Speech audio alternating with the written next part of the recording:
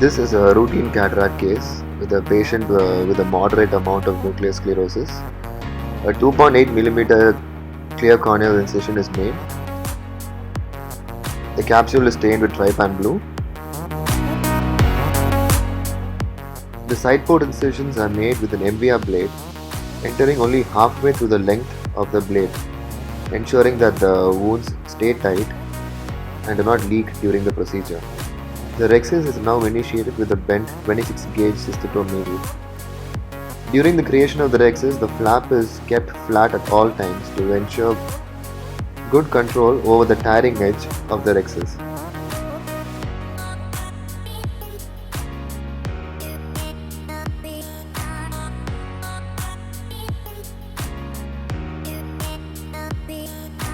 A good 5 mm well-centered rhexis is now achieved. Hydrodissection is done by letting out a bit of viscoelastic, taking the cannula right underneath the anterior capsular flap, lifting it up and gently dissecting. Checking if the nucleus rotates, yes it does. We are now ready to begin with the phaco. Just recoating the corneal endothelium with the viscoelastic helps to preserve the endothelial cells during the phacoemulsification. I'm now going to attempt a direct chop in this case. So we have the phaco settings at a high vacuum setting. The vacuum being at 650 millimeters of mercury with a high flow rate with an ultrasonic power of 30%. We are now using longitudinal phacoemulsification, beginning by making a small punch right at the subincisional area. Now burying vertically downwards into that punch, chopper moves right towards the phaco tip while simultaneously staying on step 3, and then the instruments are moved apart to create a nice crack right down the center. The same maneuver can now be repeated to make smaller and smaller chops of the heminuclei. Just making sure that the nucleus is completely separated down to the core. Now we've got 3 pieces, 2 quadrants and 1 heminuclei remaining. The nucleus is rotated to a comfortable position. Bury again on step 3, right down to the center. Chopper meets a phaco probe, move them apart. There we go, 4 pieces.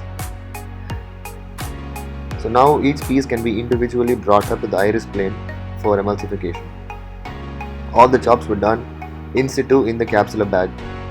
And now that we are beginning to do our phacoemulsification at the iris plane, at this point of time it's a good idea to come out of the eye, recoat the endothelium with viscoelastic again to make sure that those endothelial cells are now well preserved. We switch to torsional phaco now.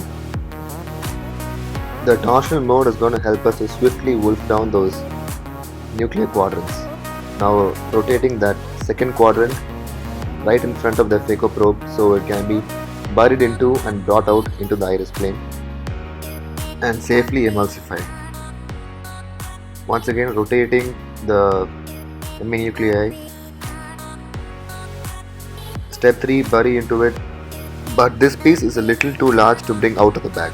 So further sub-chopping is done, chopping underneath the phaco probe now, moving those pieces apart, making them smaller so they can be brought out of the capsular bag.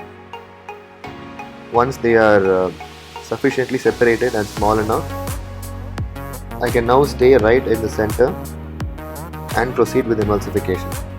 Staying right in the center of the eye during the course of phacoemulsification helps with maintaining optimal fluidics, and one would notice that the nuclear fragments very easily flow towards your phaco tip without much hassle.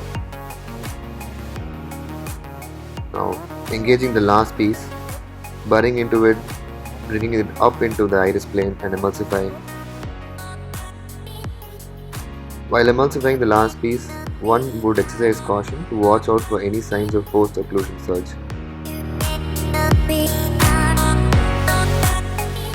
Minimal cortex remains which can be easily removed during the irrigation and aspiration step.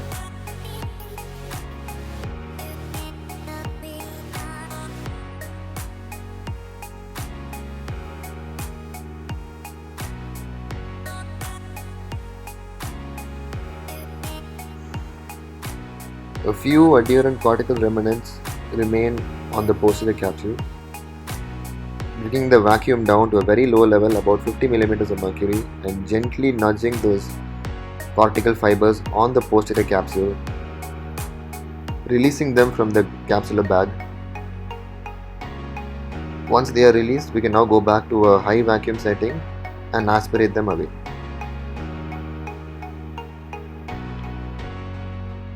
Filling up the capsular bag with viscoelastic now before placing the intraocular lens.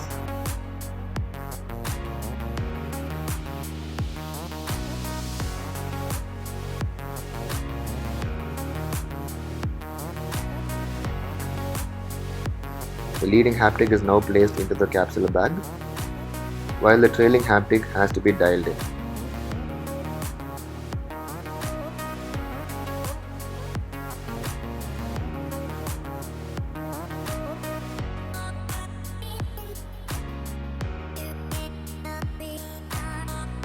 Now, removing all the viscoelastic at the end of the case, including going behind the lens and removing any viscoelastic that might be trapped behind the lens and the capsular bag.